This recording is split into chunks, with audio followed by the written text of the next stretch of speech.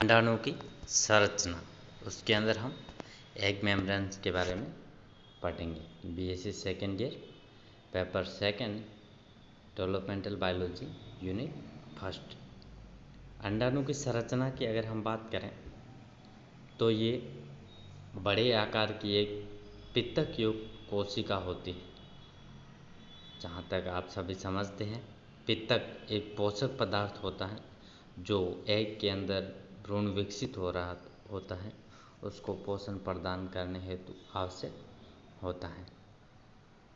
इस पित्तक कोशिका के अंदर वो सभी कोशिकाएं पाई जाती हैं या वो सभी अंगक पाए जाते हैं जो एक सामान्य कोशिका में होते हैं। अंडाणु का आकार अलग अलग जंतुओं के अंदर अलग अलग होता है। इसका आकार पित्तक की मात्रा पर निर्भर करता है। अंडाणु पर अन्य कोशिकाओं की तरह ही प्लाज्मा लेमा का महीन आवरण उपस्थित होता है और इसके अतिरिक्त कुछ विशिष्ट एग मेम्ब्रेन्स भी पाई जाती है जिनको उनके ओरिजिन या उद्भव के आधार पर निम्न प्रकार से हम अध्ययन करते हैं। एग मेम्ब्रेन्स, जो अंडाणु हैं वो इन मेम्ब्रेन्स के द्वारा सुरक्षित रहता है। The membranes are produced either by the egg itself और by the follicle cells of the ovary और by the genital ducts of the female. जो एग मेम्ब्रेन्स अंडाणु को सुरक्षित रखती हैं वो या तो अंडाणु खुद के द्वारा प्रोड्यूस्ड होती है, उत्पन्न होती है, या फॉलिकल कोशिकाओं के द्वारा या जेनिटल डक्ट्स ऑफ फीमेल के द्वारा होती है।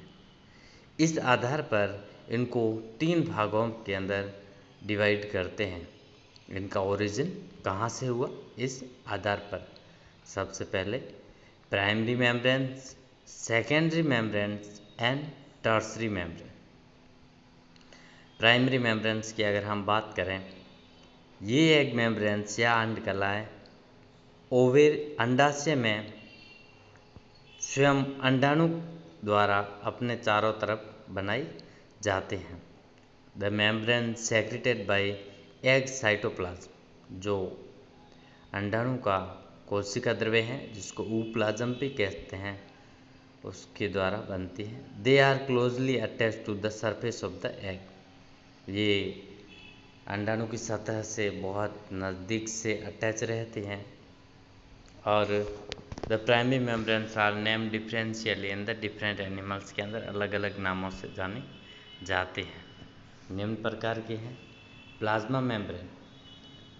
यह मेम्ब्रेन जो एग को इमीडिएटली कवर कर लेती है, यह सभी प्रकार के अंडाणुओं के अंदर पाई जाती है और यह संरचना के अंदर प्लाज्मा मेम्ब्रेन जो कोशिका में होती है उसके जैसी दिखाई देती है। सेकेंड, विटेलाइन मेम्ब्रेन, यह क्लोजली अटैच्ड होती हैं प्लाज्मा मेम्ब्रेन के साथ और मुख्यतः या कॉमनली सामान्यतया ये एम्फिओक्सियस, मोलस्का तथा इकाइनोड्रम्स, एम्फीबियंस, बर्ड आदि के अंडाणुओं में पाई जाती है। यह थोड़ी थिन, मोटी होती हैं और ट्रांसपेरेंट होती हैं, पारदर्शी। यह म्यूकोपॉलीसेकेराइड और फाइब्रस प्रोटीन के द्वारा बनती है। जो स्पेस है formed between it and the plasma membrane is called perivitelline space. इस विटेलाइन मेम्ब्रेन और प्लाज्मा मेम्ब्रेन के बीच का स्पेस है उसको पेरीविटेलाइन स्पेस कहते हैं, जो कि पेरीविटेलाइन फ्लूइड के द्वारा भरी रहता है। और इसके एग्जांपल्स आपने देखे इंसेक्ट्स में और इकाइनोड्रम्स, मोलस्का, प्रोटोकोडेटा, मछली वर्ग, उभयचर, पक्षी तथा स्तन्य वर्ग के अंदर विटेलाइन मेम्ब्रेन होती है। सेकेंड वन बात करें कोरियन अथवा कोरोनर रेडिएटा, यह लोअर कोर्डेट जैसे मछली वर्ग, उभयचर और सरीसृप के अंदर पाई जाती हैं। लोअर कोर्डेट्स की जो फिशेज हैं, स्टाइला वगैरह, यह प्रोडक्ट हैं एक तरीके से सरफेस ऊप्लाज्म का। आगे बात करें zona radiata, the egg of shark Scyllium canicula का जो एग है उसके अंदर 2 प्राइमरी मेम्ब्रेन जो सरफेस ऊप्लाज्म है उसके द्वारा उत्पन्न होती है। वो मेम्ब्रेन है vitelline membrane and the inner membrane has a radiating appearance and called zona radiata. तो शार्क स्केलेना कैनिकुला के अंदर 2 मेम्ब्रेन देखी, विटिलाइन मेम्ब्रेन और दूसरी zona radiata. The egg of teleost fishes are covered bye zona radiata. जो teleost मछलियां हैं वो एक और मेम्ब्रेन रखती हैं जोना रेडिएटा जो उनके एग को कवर करता है। जोना पेलुसिडा की बात करें, यह स्तनधारी जो एग्स हैं उसको सराउंड करके रखती हैं और इसको जोना रेडिएटा भी कहा जाता है। It is so named because it gives a striated appearance under the microscope. The striations are due to the presence of microvilli and macrovilli in this zone. Follicle cells, they protrude into the zona pellucida. और आगे बात करें हम, jelly आवरण भी होता है इसके अंदर, इकाइनोड्रम्स के अंदर। अब बात करते हैं सेकेंडरी एग मेम्ब्रेन्स।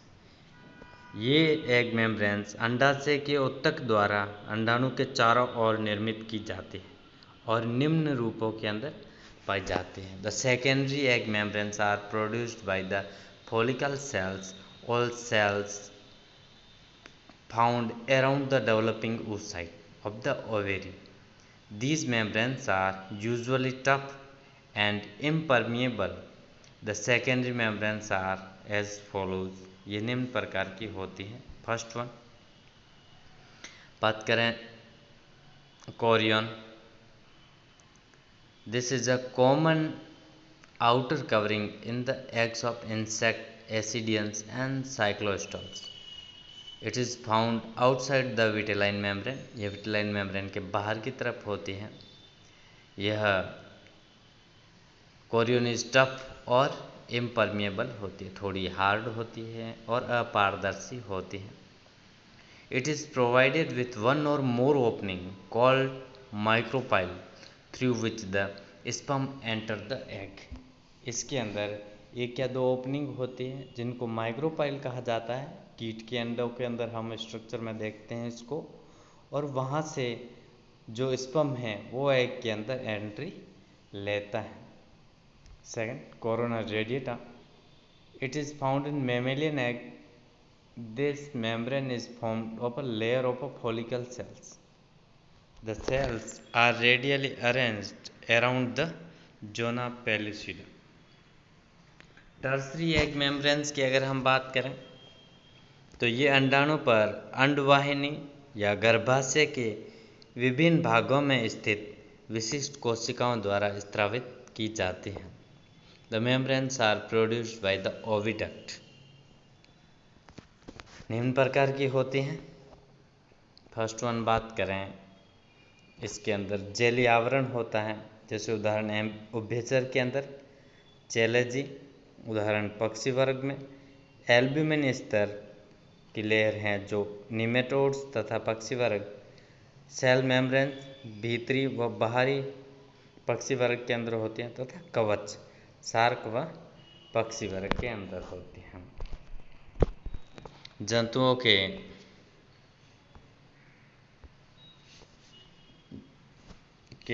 अंडाणु प्राय गोलाकार होते हैं। देही कोशिकाओं के परिमाण की तुलना में अंडाणु काफ़ी अधिक बड़े होते हैं। उदाहरणार्थ कशेरुकियों के अंडाणु का परिमाण 0.06 मिलीमीटर से जो चूहे के अंदर होता है 85 मिलीमीटर शतुरमुर्ग तक हो सकता है।